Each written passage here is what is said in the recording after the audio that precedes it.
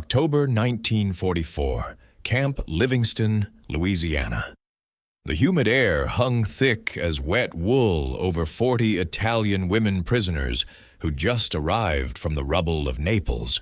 Their gray uniforms still reeked of ship oil and vomit from the Atlantic crossing. Elena Marchetti pressed her forehead against the transport bus window, watching American soldiers unload crates near a massive smoking pit. The scent, drifting from burning hickory, carried something she couldn't name. Sweet, foreign, overwhelming. Her stomach twisted. In Naples, they'd boiled leather for soup. "Don't look at them," whispered Sophia, the sharp-faced woman beside her. "Show nothing." But Elena couldn't tear her eyes away. A massive pork shoulder turned on a spit, fat crackling into flames that danced like tiny demons. "Marchetti!" A female guard approached, Lieutenant Dorothy Hayes, blonde hair severe under her cap. "You speak English?" "Si, yes." Elena's mouth felt full of sand. "Good. You'll translate during processing." Hayes's eyes weren't cruel, just exhausted. "Welcome to Louisiana. Before we continue, tell us, are you watching from Louisiana, Italy, or somewhere else entirely? We love knowing where our viewers call home." The barracks smelled of fresh pine and kerosene. 20 iron beds lined each wall, more space than Elena had seen in 3 years. Through the window, she spotted that smoking pit again. An American cook, a weather-worn white man in a stained apron, basted the pork with something dark and glistening. "They're fattening us for slaughter," muttered Francesca, a skeletal woman who'd worked in a munitions factory. "Poison, probably." "Propaganda," added Sophia. "Making us soft, making us forget who we are." Elena touched the small medal hidden in her uniform pocket, her brother Luca's from his unit. He'd made her swear before she was captured. Never trust them, never forget. But that smell, like Sunday dinners from childhood, from before everything turned to ash. Hayes returned with a clipboard. "You'll work in the kitchens, 3 meals daily, medical care, recreation privileges." She paused. "Tonight, there's orientation dinner. The colonel wants you to understand. America doesn't starve prisoners." "We don't need their charity," Sophia said in Italian. Hayes's eyes flicked to Elena. "Translate." Elena hesitated. Luca's medal suddenly felt like a burning coal against her ribs. "She says, 'Thank you.'" Hayes's expression didn't change, but something flickered there. Understanding, maybe. Disappointment. "Dinner at 1800. Don't be late." The mess hall could seat 300, but tonight only their group of 40 Italian women occupied long tables, isolated like a stain someone tried to scrub away. Elena's hands shook, holding the metal tray. The cook, his name tag read Williams, loaded it with food she'd only seen in memory. Red beans swimming in gravy, rice, cornbread, and a slab of that pork so large it hung off the plate's edge. "First time seeing real meat, huh?" Williams smiled, his face creased like old leather. "That's Louisiana pork, miss. Hickory smoked. You're in for something special." Elena searched for words. "It's too much." "Nonsense. Your skin and bones." He added an extra piece of cornbread. "Eat." At the table, Sophia stared at her pork like it might bite back. "This is obscene. Our families are starving." "Our families are dead," said Francesca quietly. She picked up her fork. "Don't you dare." But Francesca had already cut a piece. She chewed slowly, eyes widening. Then another piece, another. Around them, other women began eating. The hall filled with scraping forks, quiet gasps, the occasional involuntary moan. Elena looked down at her pork. The meat glistened with juice, the char marks perfect like brush strokes. She thought of Luca's last letter. They tell us Americans are weak, drowning in luxury while we build the empire. She cut a small piece, the meat separated like butter. She raised the fork. "It melts," whispered the woman across from her, tears streaming. "Madonna, it melts." The flavor exploded on Elena's tongue, smoky, rich, tender beyond imagination. She'd forgotten food could taste like this, could taste like anything. Hayes appeared at the table's end. "Tomorrow you start work. The war continues, even here." Elena swallowed. "Lieutenant Hayes, why feed us like this?" "Because you're human beings." Hayes's voice carried no judgment. "Your government might have forgotten that. We haven't." Sophia stood abruptly, her pork untouched. "I won't be bought with meat." She walked toward the barracks, but 35 other women kept eating. Elena took another bite, Luca's metal burning against her skin. He'd been wrong about something. She just didn't know what yet. The kitchen steamed like hell's antechamber, Louisiana heat mixing with boiling water and lye soap. Elena stirred massive pots of red beans, watching steam rise in hypnotic spirals. Beside her, a young woman named Carla hummed something. Was it American jazz? "Stop that," Sophia hissed from the cutting station. "Have you no pride?" Carla's humming died. She was 18, barely old enough to remember Italy before Mussolini. Williams appeared in the doorway, wiping sweat with a rag. "Ladies, I need volunteers for evening prep. Regular staff's short." Silence. Pots bubbled and hissed. "There's pecan pie for dessert," Williams added with a gap-toothed grin. Carla's hand shot up. "I volunteer." "Carla, no?" Sophia started. "I volunteer too." Elena heard herself say it before thinking. Hayes stepped into view behind Williams. "Marchetti, you sure? This isn't mandatory." "I'm sure." Elena set down her ladle. Luca's metal felt lighter somehow. Williams led them through the base, past American soldiers playing cards in the evening light, past buildings that seemed impossibly whole. No bomb craters, no rubble, no ghosts haunting every corner. The officer's kitchen gleamed with chrome and white tile. Radio played swing music. "You'll prep vegetables," Williams said, handing them each a knife and apron. "Carrots, onions, potatoes, simple work." Carla immediately started peeling carrots with nervous energy. Elena moved to the onions, the repetitive motion almost meditative. "You worked kitchens before?" Williams asked, sorting through massive bell peppers. "My family's trattoria," Elena said. "In Naples. Before the bombs." Williams nodded. "My son died at Salerno, 22 years old."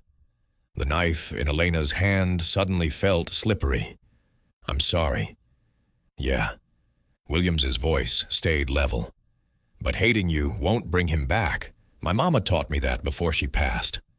The third volunteer, a woman named Rosa, spoke up. "The Americans who bombed Naples, do they know what they did? The harbor district. Thousands died in one night." "I don't know," Williams said carefully. "Probably not. Same way you probably didn't know what was happening in—" "Don't." Elena's knife stopped mid-cut. "Please." Williams met her eyes. Understanding passed between them, some knowledge too heavy to name. The door burst open. Hayes rushed in, face pale. "Marchetti, there's been an incident." Sophia lay on the infirmary bed, her face purple with bruising, lip split open like rotten fruit. "What happened?" Elena's voice came out sharper than intended. The camp doctor, a gray-haired man named Dr. Paulson, cleaned the wound with practiced efficiency. Altercation with another prisoner, Sophia accused her of collaboration. Collaboration? Elena looked at Hayes. "We've been here 4 days." Apparently, 4 days is enough. Hayes's jaw tightened. The other woman, Francesca, was caught sharing cigarettes with American guards, laughing with them. Sophia's swollen eyes fixed on Elena. They're poisoning us with kindness. Each word seemed to hurt, making us forget. Forget what?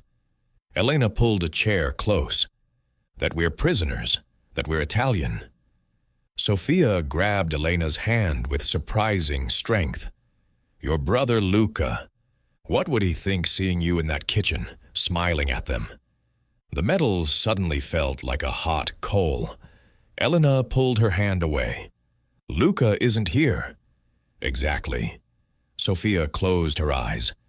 None of our men are here. We're alone. We must stay strong, stay pure. Dr. Paulson cleared his throat. She needs rest, and Miss Marchetti, you should consider that some prisoners adapt better than others. It's not weakness, it's survival. Outside, the evening air carried hickory smoke again. Another cookout, another meal that would taste like betrayal and heaven simultaneously. Hayes walked beside Elena toward the barracks. You're in a difficult position, being the translator, caught between worlds. I'm not between anything. But even as Elena said it, she knew it was a lie. They passed the card tables. Carla sat watching American soldiers play, her face illuminated by the setting sun. She looked peaceful, happy even. You know what I think? Hayes stopped walking. I think you're carrying something heavy, something you haven't told anyone. Elena's breath caught. I don't know what you mean. Yes, you do. Hayes's voice was kind, but firm. I've seen that look before. Whatever it is, whatever you know, it's eating you alive. The medal. The last letter from Luca. The names he'd mentioned. The camp he'd guarded in Ethiopia. The things he'd done to prisoners there. The things he'd written about with pride. I can't. Can't or won't. Hayes touched Elena's shoulder lightly. Tomorrow there's a mandatory viewing. The colonel wants to show you all a film, a documentary.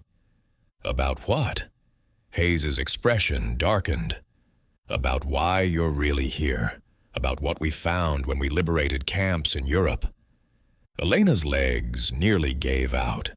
The recreation hall's chairs faced a blank white screen. All 40 Italian women sat in rows, surrounded by American guards.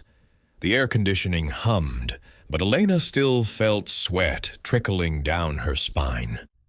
Colonel Patterson stood before the screen, a tall man with iron-gray hair and a chest full of ribbons.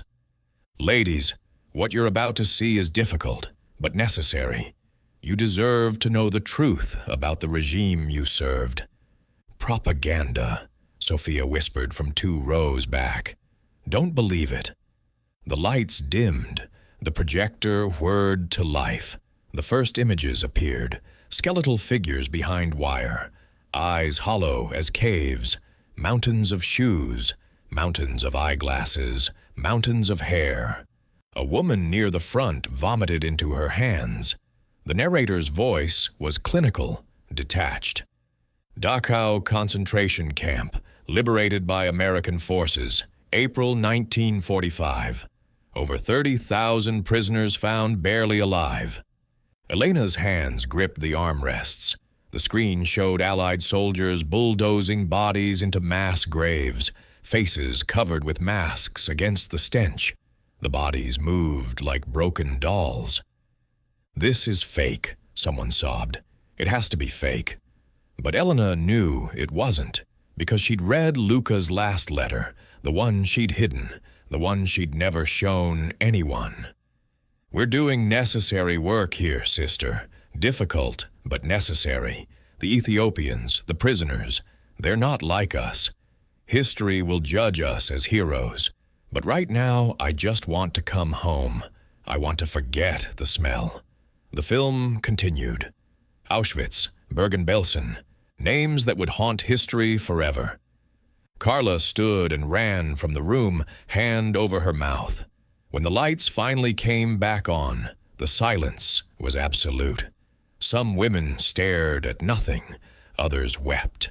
Sophia sat rigid, face a mask of denial. Colonel Patterson's voice was heavy.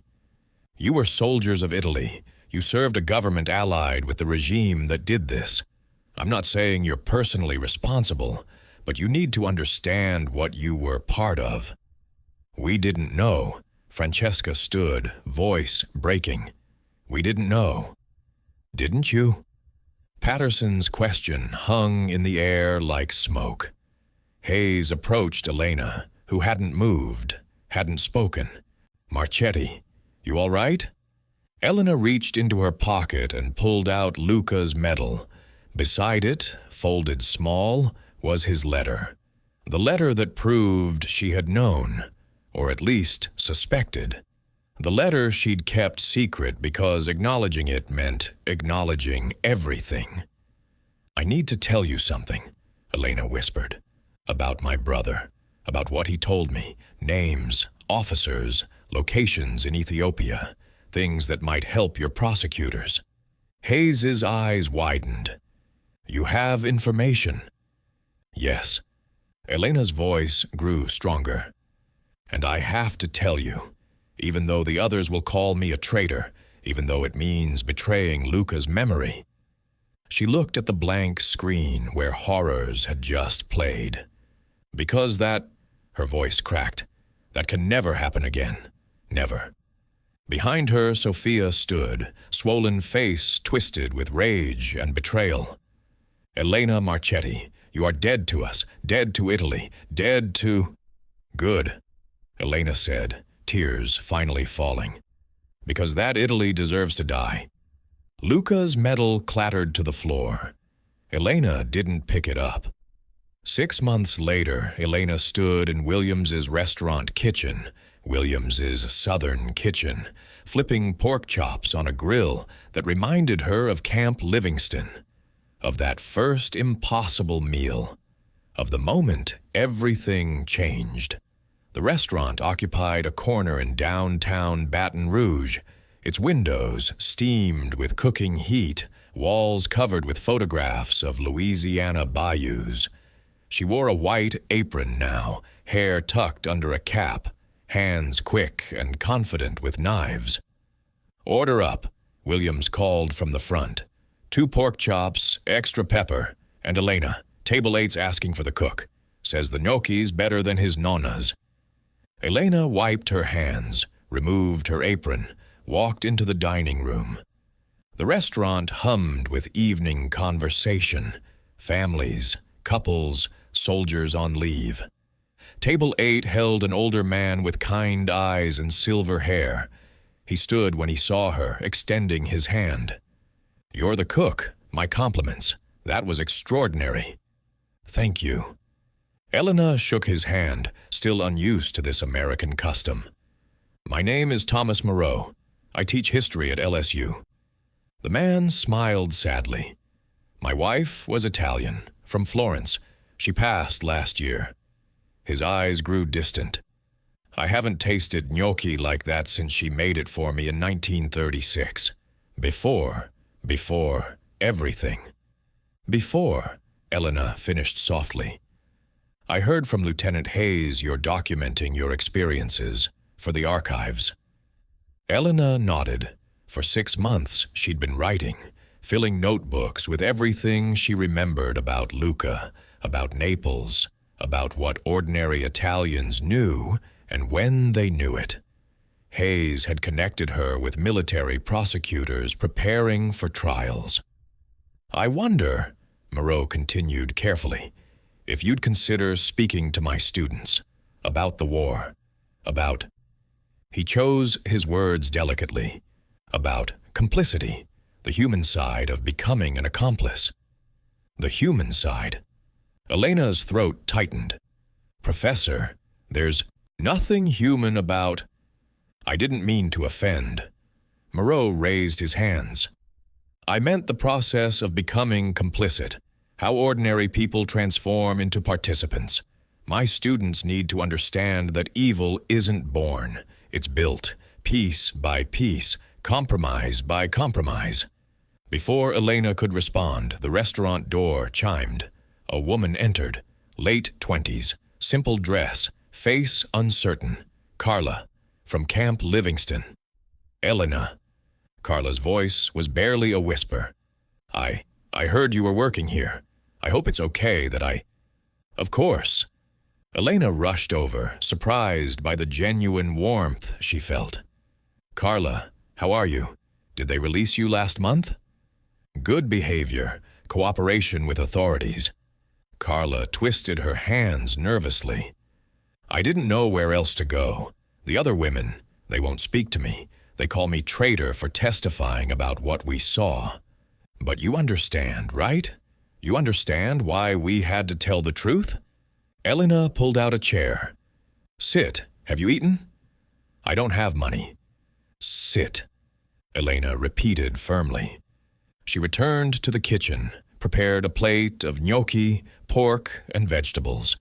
When she brought it out, Carla was crying quietly, and Professor Moreau was speaking to her in gentle Italian. She needs work, Moreau said to Elena.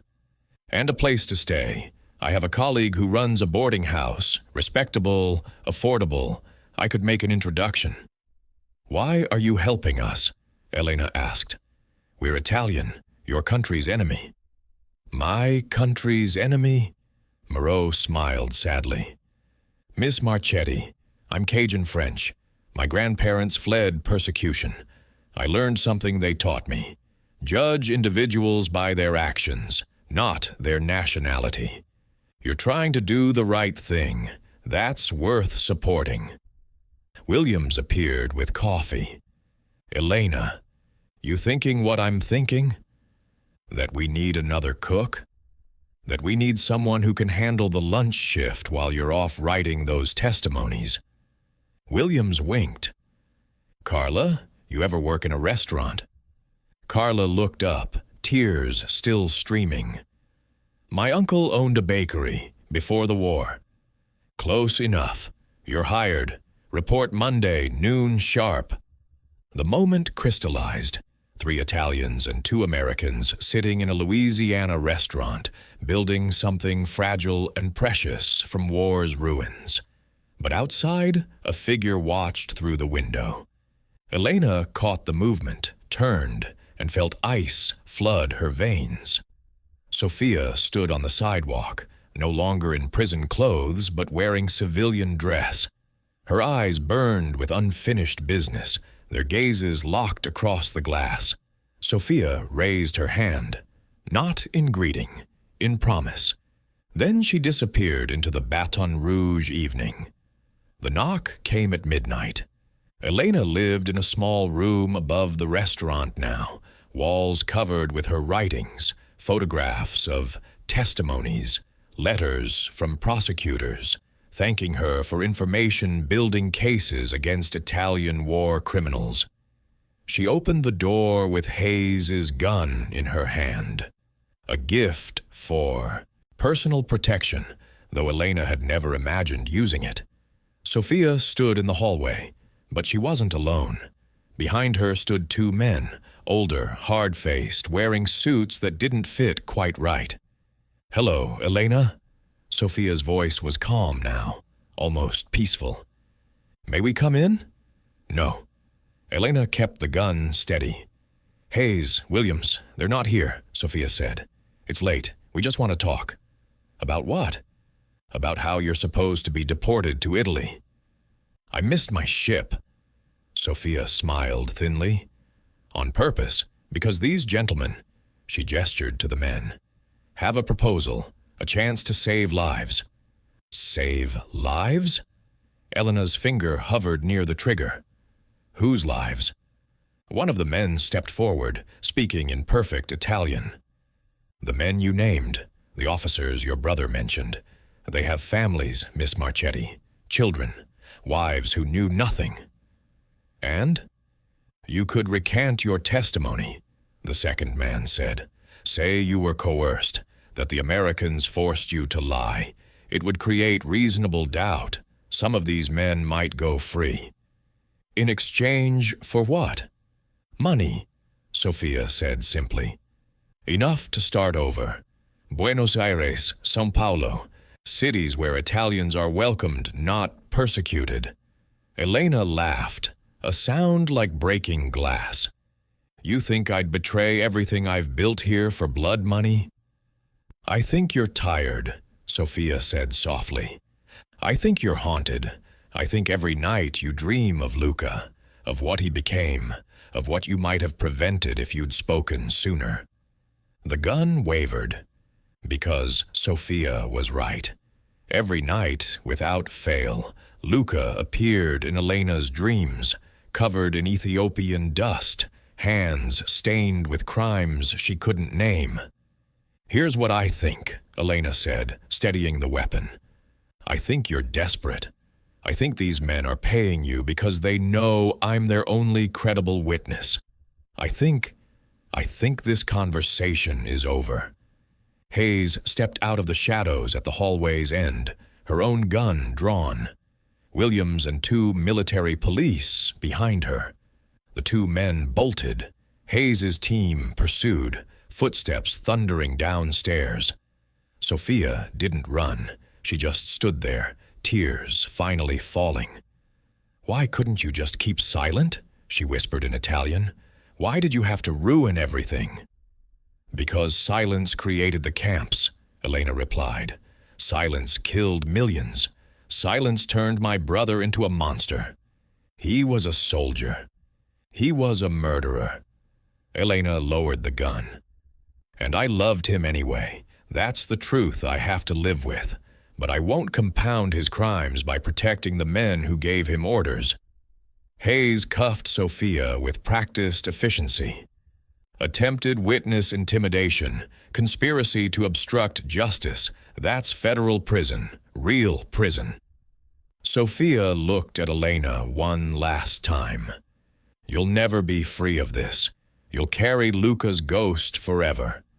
I know, Elena said, but at least I'll carry the truth, too. 2 years later, Elena stood in Professor Moreau's lecture hall at LSU.